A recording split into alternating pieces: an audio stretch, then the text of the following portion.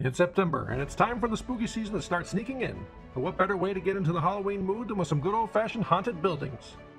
We've got an old creepy Korean asylum with ghost hunters prowling around, a desolate farmhouse recently purchased by a grieving couple, a decrepit estate that a family takes on as a summer rental, a sprawling ominous mansion that a group is looking to renovate, and an unassuming Japanese apartment inherited by a bodybuilder.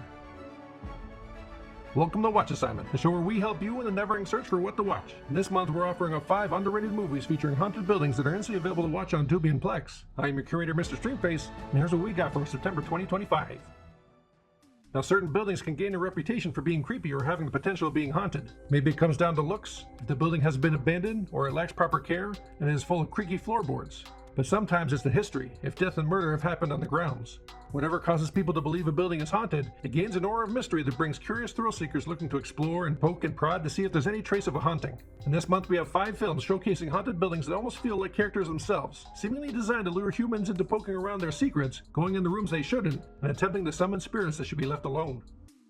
Our first pick is the Korean found footage nightmare Gonjiam Haunted Asylum from 2018 and directed by Jung Bo-shik.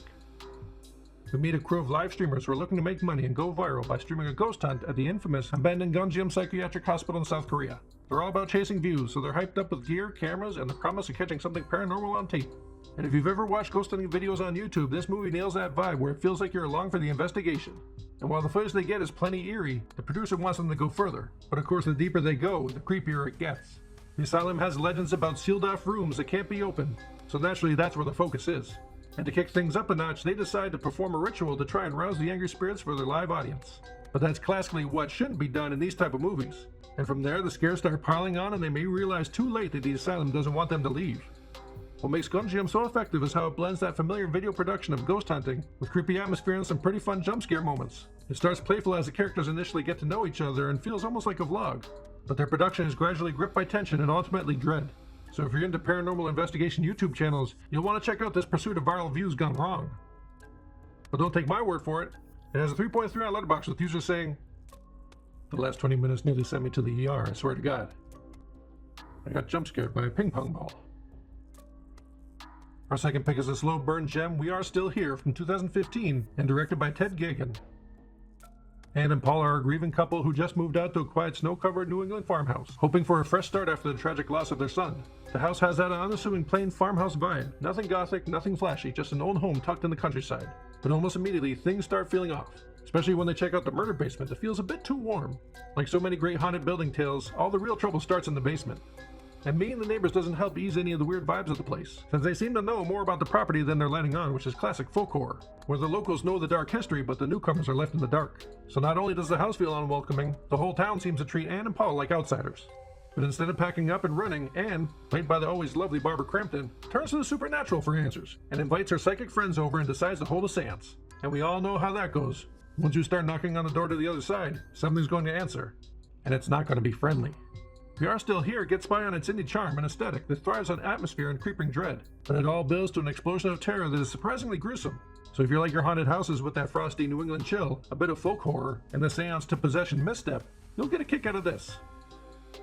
But you might have to take my word for it. It only has a 2.9 on Letterboxd with users saying, "The best roommates ever?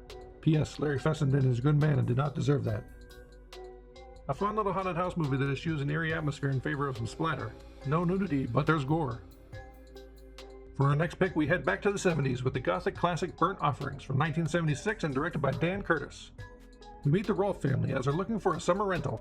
An ad leads them to a massive crumbling mansion with a price point that seems too good to be true. The husband Ben, played by Oliver Reed, is hesitant, while the wife Marion, played by Karen Black, is instantly entranced with the place.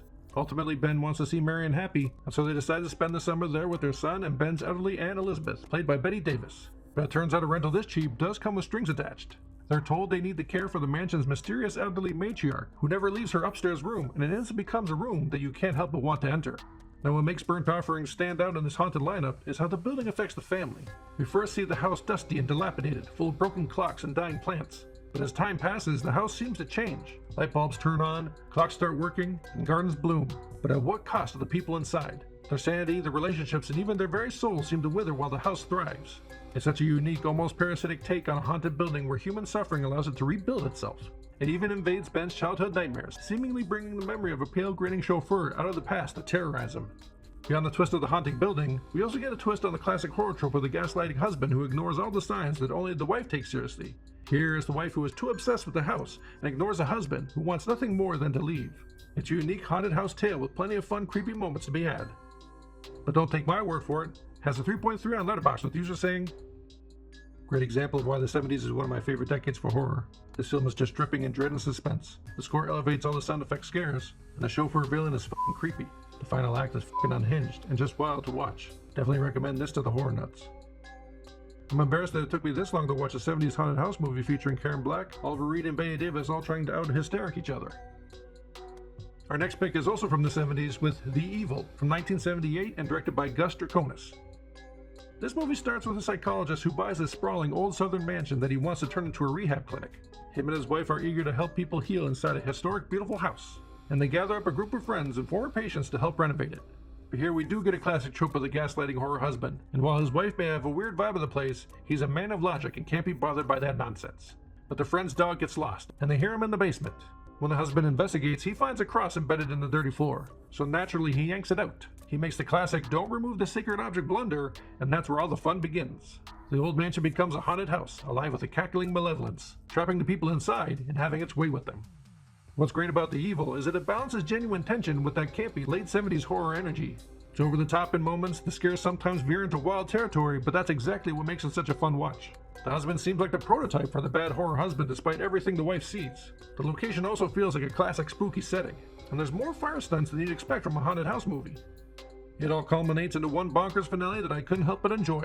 So if you want a movie that gives you all the haunted house tropes you crave, you'll want to check this out. But you'll have to take my word for it. It only has a 2.8 on Letterboxd with users saying, "Better than I expected, but not wholly good in any specific way. I just like 70s haunted house movies, I guess. And this one has some spooky atmosphere, a cute dog, and a cool house." Evil is unleashed. Excuse me. The evil is unleashed in this 70s haunted house movie rife with turtlenecks, hip professors, out-of-control electricity, and ghosts? It's the 70s, so you know what you're in for. For our final pick, we have the Japanese lo-fi splat stick homage, Bloody Muscle Bodybuilder in Hell, from 1994 and directed by Shinichi Fukazawa. We're introduced to Shinji as he's talking to his reporter girlfriend about the house he inherited from his father. His girlfriend knows it has a reputation of being haunted and wants to do a report about it, so they head over there, bringing her psychic friend along for the investigation. Now, this haunted building is very unassuming. It's just a plain, ordinary-looking Japanese apartment with some trinkets left around. But appearances can be deceiving, because Shinji's father left something buried under the floorboards, just waiting to be stirred up. And we've got another psychic making the classic mistake of trying to reach out to whatever spirit is lurking in the building. And wouldn't you know it, the second that connection is made, he becomes possessed and all hell breaks loose. What follows is a low-budget, blood-splattered carnival of madness where spirits attack and Shinji fights back, leading to some hilariously gruesome moments. Bloody Muscle Bodybuilder in Hell is a delightfully bizarre cult film that most people call the Japanese Evil Dead because of its obvious homage. The claustrophobic setting, the over-the-top gore, and the DIY aesthetic is all a love letter to Sam Raimi's brand of chaotic, splattery horror. But the fun twist here is that the hero is a bodybuilder, so when he fights back against the spirits in the most bonkers, blood-soaked way possible, he doesn't have a chainsaw handy, he finds something else. The effects are charmingly scrappy, and it has a great creativity and campy spirit to it that makes for a hell of a time.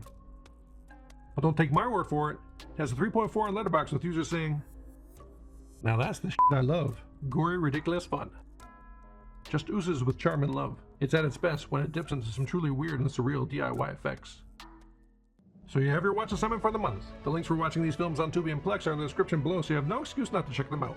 Unless you're watching this video at a later date, then who knows if they're still available. After you finish your assignment, or if you've already seen these films, leave a comment below with your thoughts or ratings of the movies, and consider subscribing to see what free picks we'll have next month. Until then, happy streaming.